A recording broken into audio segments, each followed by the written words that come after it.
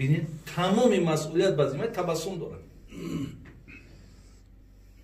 برای همین برادر عزیز و گرامی یک قصه است در گلستان سعدی که میگه برادر ما سفر ده یک حاجت افتید گفت که همین خیلی یک ضرورت آمده یک مبلغ هم در کارای چلی کنم. بعد من توصیهش میتونم ها انامو خانه بره، انامو خانه ده یک بای بابا زندگی میکنه، مرده که مالداره شاید حاجت تر ببره.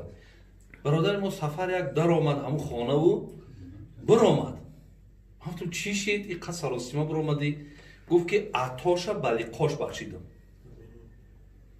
یعنی وقتی من لقای او را دیدم، او رنگ بشره او را من دیدم، من در کار نیست، نه مبلغش نه دست ما بگیره، همون چیزی داشته باشه با خودش بخشیدم در کار نیست. بله مثال بینین که پیامبر میگه بهترین زن زنی که مردک ببینش خوشحال شود. یعنی همه قریب زن داریم.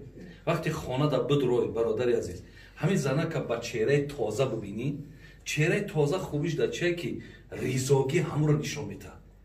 یعنی همون آدم در همون ریزاگی هست. اگر چنده بگذار اگه کمبود و تنقیصی در همه خواجگی و در همه مثال اویله هست، ولی وقتی همون نشون نمیده و مرده که با چهره تازه، با چهره مثال کشاده، با تبسم، ولی که من نمیگم او قصه‌ای را که در حدیثا خوندیم ایرا که خدا دانای در این عصرها جاری کردن که تو تصویر خنده میاموره لیکن کیفیت داره.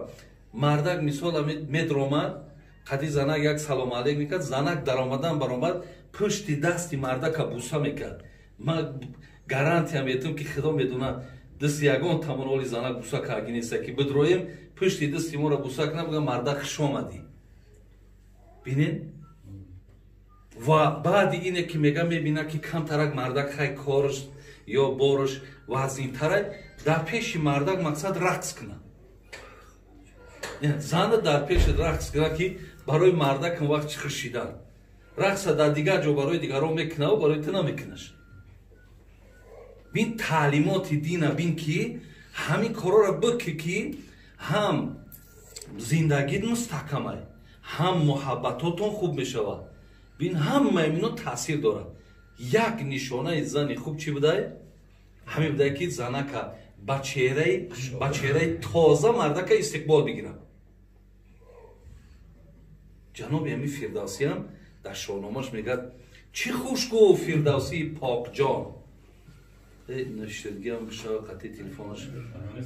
انا چی خوش گفت فردوسی پاک جان. همین یک چیز ایده بابی عبدالفتاح، همین وقتی آدم گپ میزنه یگون چیز خلالش میتکو بعد کم ترک در آدم. این من تلفنی ما دادم در کاریم اونم جا پرت افتم شما. نه انا اما گودوکش دیگه خیلی و گودوک شرینه.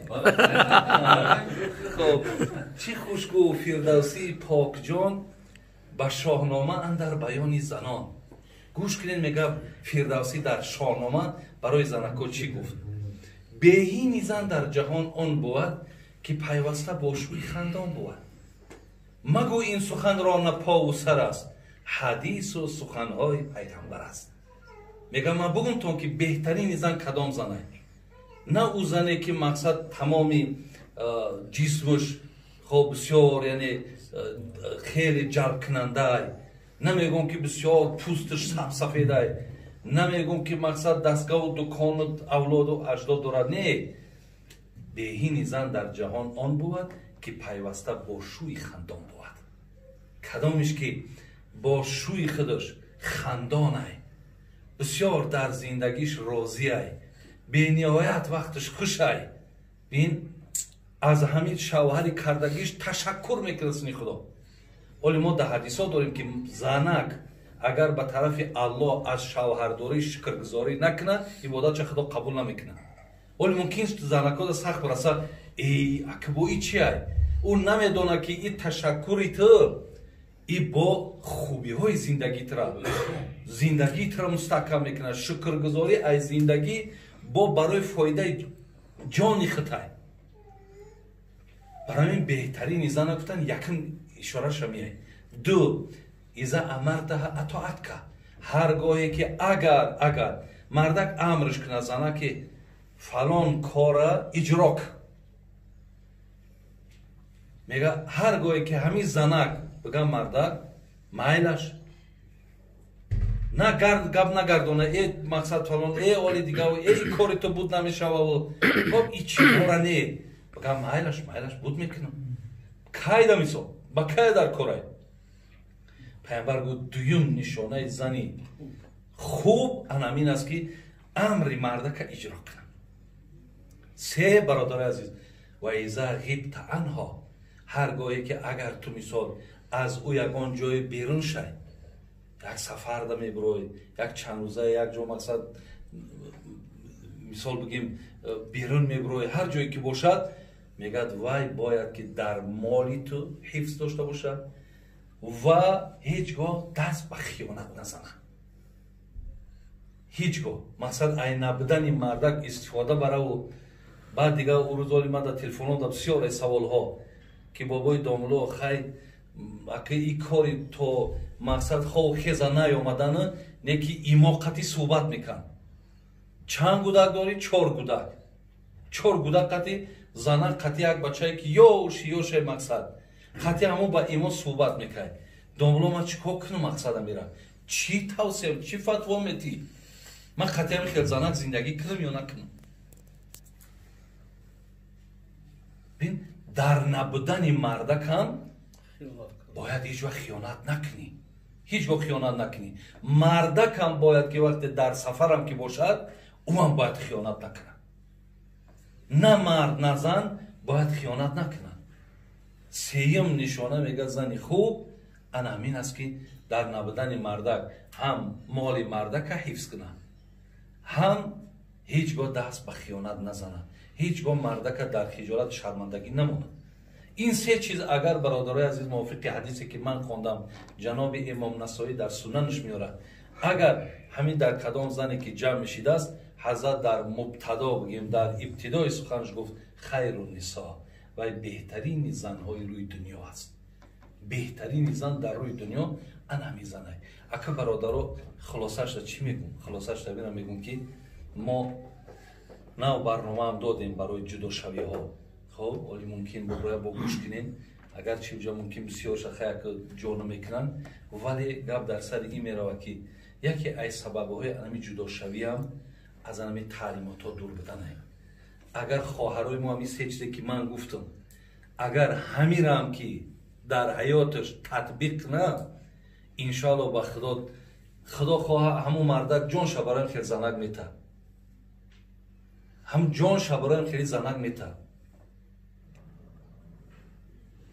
ҷаноби суфи алайёр мега зан ки зуҳду салоҳият варзад, ҷони ширин фидо куни арзад.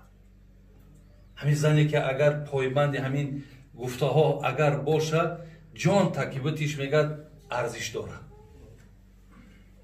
аллои меҳрубон худо кунад ки дар ҷомеаи мо, дар хоҳарои мо, дар мардуми мо пойбанди он чизе ки ин ҳабиби худо гуфтанд, ин маҳбуби дилҳо гуфтанд, ин касе ки хайри ҳамаи моро мехоҳад, худованд дар хоҳарои мо, дар модарои мо ин хислатҳои бисёр нека насибшон гардонаву ва аллои меҳрубон алахусус ин хоҳарчаи мо ки аз ин хонадон гусел мешаванд, худованд зиндагии хубшон тия, зиндагии некшон насиб гардона ва аллои меҳрубон зиндагиҳоеро ки дар китобҳо мехонем, лаззат мебарем, як шамъак ҳам ки бошад насиби хоҳари мо ҳам гардонаву дар оянда аз байни шумо фарзандое ки ҳам сурати хуб ва ҳам сирати хуб дошта бошанд, алло аз байни шумо ба вуҷуд биёраву ва аллои меҳрубон ин тоату ибодати ҳамаи мо шуморо ҳам ба даргоҳаш қабул кунад. салому алайкум ва раҳматуллоҳи ғайрил мағзуби алайҳим ва ладдолин.